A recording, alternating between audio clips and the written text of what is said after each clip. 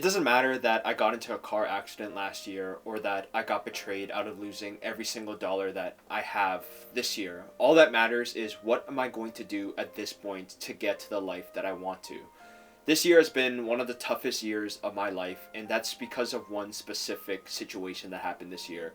I had somebody really close to me tell me that they were in severe debt, really bad debt that was crippling them for what seemed to be their whole life. And I really trust and respect this person that when they told me about this, I wanted to help them. I'm not somebody who's rich, and honestly, I was in debt myself, but I wanted to help them when I heard about the situation that they were in and how they felt that they were drowning from having to pay off so much debt for what seemed to be their whole life. And when it came to it, I decided to max out all of my credit cards to help them. And I gave them every single dollar that I didn't even have. I put myself more in debt to help them out because I trust and respect this person so much that it never crossed my mind that they would lie to me or do me wrong in any way. And after a few weeks, I started asking them where the money was going and if the payments were going well, and they never told me that they had paid off the debt, but they had told me that things were going okay and they just needed a little bit more money. And I was feeling suspicious at this point, but because I've respected and trusted them for so many years, I still gave them more money. And the way that I found out was probably one of the worst ways possible, but to cut the story short, what ended up happening was it turns out that they weren't using this money to pay off their debt at all. They were actually using it to get more into debt for a scam that they fell into, and they didn't trust me to tell me that that was a situation that they were in, and I had to find out the hard way. I had to find out by physically prying the phone and discovering it for myself what was actually happening.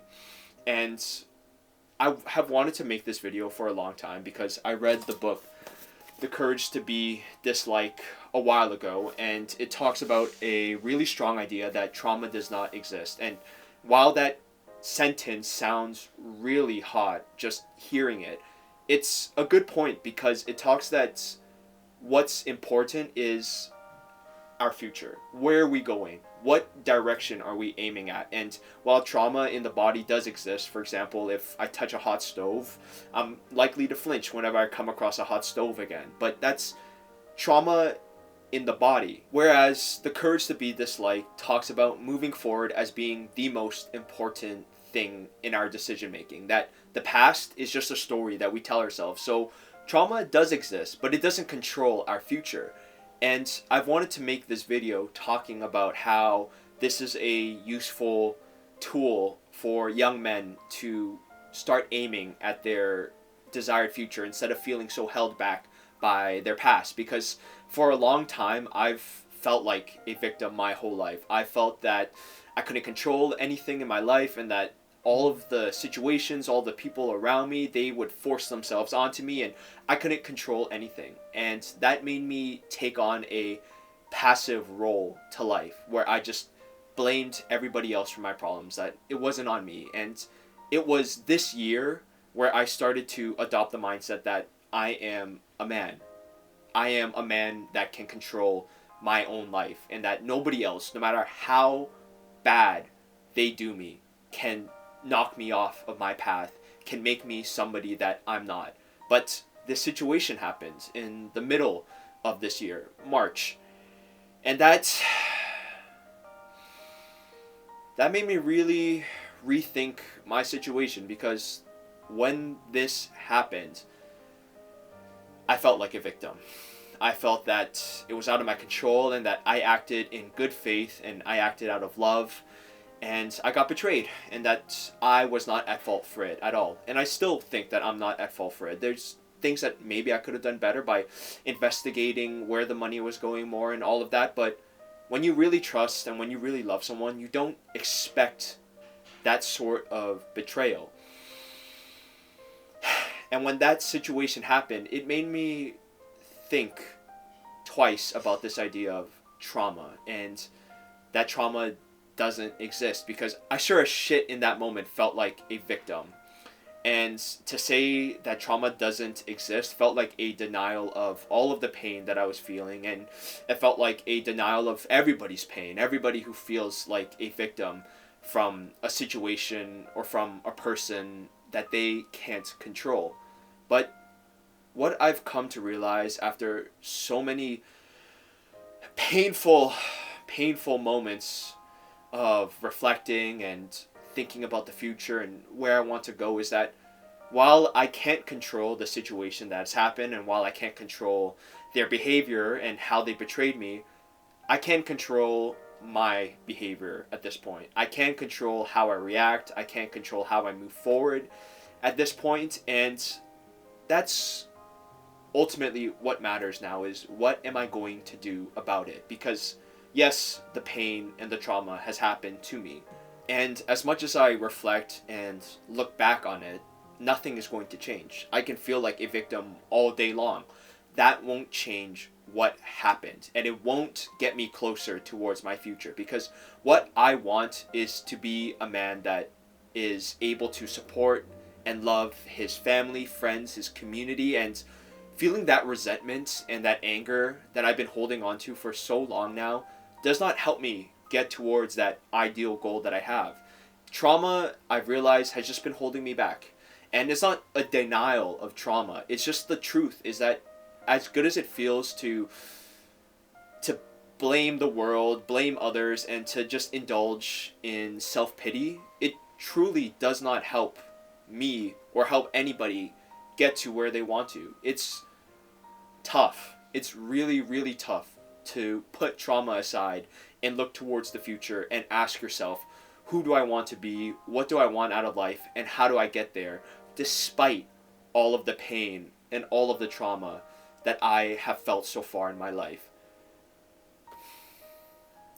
David Goggins has been such a huge inspiration for me, and I know that when you see him on social media, you see him as a guy who is running and just pushing himself, and he's a meme at this point now. But when I first discovered his story, the thing that resonated with me the most was understanding where he came from, his history, that he came from a abusive household, that his father was just a terrible human being to him, and that he went through so much pain and suffering as a child up to where he is even now. He has pushed himself, he has forced himself to become somebody that is so different from the kid that he used to grow up as. And I think that that's a huge part that people miss about David Goggins, is that he's not pushing because he doesn't believe in weakness. He pushes because he used to be weak. He pushes himself because of all of the pain and all of the trauma that he went through as a child. And because he believed it as a kid, that the pain and all of the trauma that he went through of being abused, by being racialized, by being a minority, by being beaten by his father, he believed all of those stories were the reason why he was going to be a loser for his whole life. And he believed it up until his 20s, when he finally decided to change, because he looked at himself in the mirror and he asked himself, what do I actually want from my life, from my future? When I'm dead, will I want to look back at my life and see myself as just a victimized child of life? And he said no, despite all of the pain that he went through. I don't think that what he did was a denial of the trauma and all of the pain. Rather, he took all of that energy that he was using for self-pity, and he used it for self-transformation, to evolve into the person that we all see now. The man that pushes himself past every possible physical limitation. But that's not who he used to be. That's not who he always was.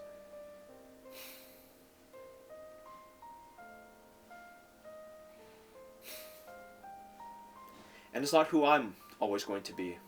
I'm not always going to be this 25-year-old man who had every single dollar stolen from him.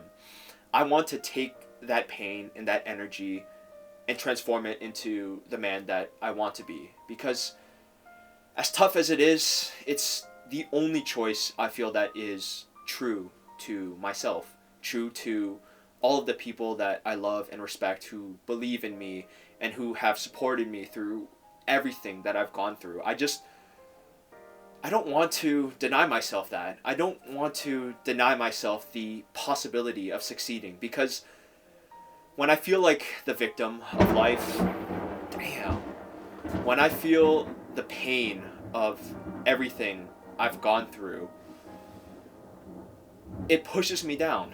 It makes me believe in limitations. It makes me believe that I can't succeed in life.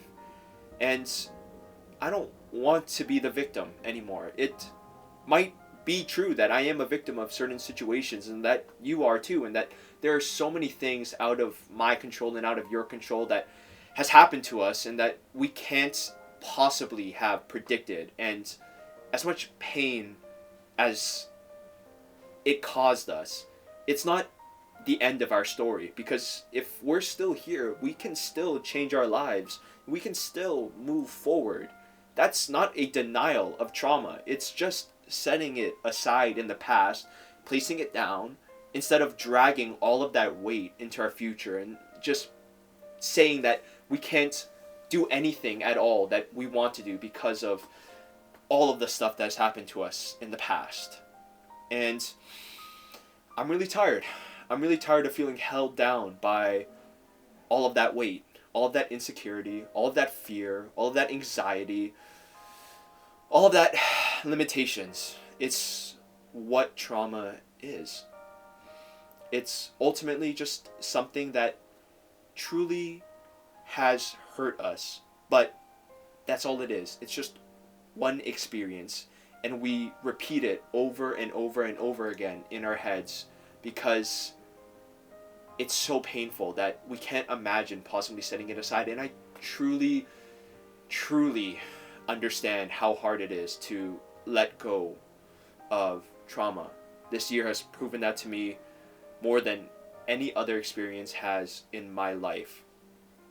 But like David Goggins, I want it to be just one part of my story rather than my whole story. It's just one thing, one really, really painful, fucked up thing that happened to me this year, but I'm still going to move forward from it, and I'm going to change, I'm going to grow, I'm going to learn, I'm going to love people so much more. I'm not going to let this stop me from trusting and loving people, because I don't want it to. I don't want to let it make me cynical. I don't want to let trauma make me hate myself, my life, and my world, because I understand why so many people do. It is probably the hardest thing to put trauma aside and still be hopeful, to still aim towards a better future. But for me now, I feel like it's the only choice that I can make, because I'm ready to put that weight aside, put this trauma aside, and just take one step forward towards being the man that I know I can be.